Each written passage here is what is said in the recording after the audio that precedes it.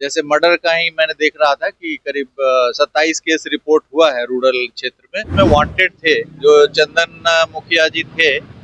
वो भी एक केस में उन पर अनुसंधान चल रहा था और पहले भी कई केस उन पे था। आपस में दुश्मनी पहले से चल रहा था दो पक्षों में। तो इसमें केस में अननोन केस नहीं है, इसमें कार्रवाई जल्द से जल्द होगी और आदेश दिया गया है कि एक सप्ताह के अंदर उनका जो भी अटैचमेंट वगैरह लेकर के उनके घर की कुर्की यदि सरेंडर नहीं करते हैं, गिरफ्तार नहीं होते हैं तो उनके घर। देखिए, बिहार डीजीपी विनय कुमार काफी एक्शन में है। उन्होंने साफ तौर से बता दिया कि देखिए, जो दोषी है उन्हें छोड़ा नहीं जाएगा। मामला लखीसराय का है, जहां डबल मर्डर जो मामला सामने आया उसके बाद से सरकार सहित बिहार पुलिस पर सवाल खड़े हो रहे थे।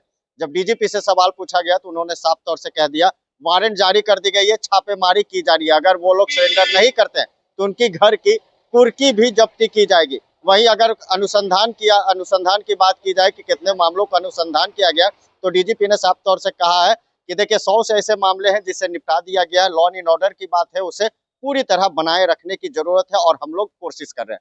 पटना के नए एसएसपी बन चुके कार्तिकेय शर्मा, उनके लिए साफ तौर से पूछा गया तो उन्होंने कहा, देखिए, पोस्ट यहाँ मिलना नया है लेकिन खिलाड़ी वही है। सही बात है, जो पूर्णिया को समेट कर रख दिया है। अब देखना होगा कि पटना के एसएसपी के पद पर संभालते ही क्या कुछ कर पाते हैं कार्तिकेय, और क्या कुछ करे लॉ एंड ऑर्डर को लेकर डीजीपी, जरा वो सुनिए। लखीसराय में घटना हुई है, मुखिया की हत्या कर दी गई है और वार्ड सदस्य की प्रतिनिधि की भी हत्या की गई है कल देर रात में। नहीं, वो भी एक केस में वांटेड थे जो चंदन मुखिया जी थे।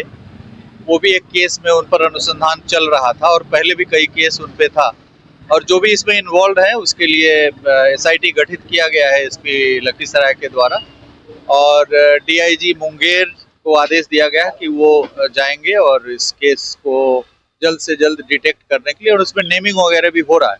आपस में दुश्मनी पहले से चल रहा था दो पक्षों में। तो इसमें केस में अननोन केस नहीं है, इसमें कार्रवाई जल्द से जल्द होगी और आदेश दिया गया है कि एक सप्ताह के अंदर उनका जो भी अटैचमेंट वगैरह लेकर के उनके घर की कुर्की यदि सरेंडर नहीं करते हैं, गिरफ्तार नहीं होते हैं तो उनके घर की कुर्की की जाए।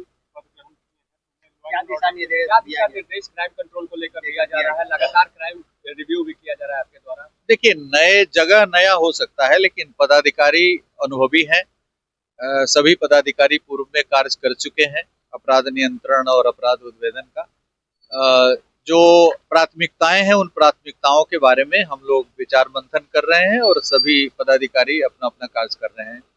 यहाँ पर भी मैंने अभी देखा कि केस के डिस्पोजल में भी काफी गति आई है।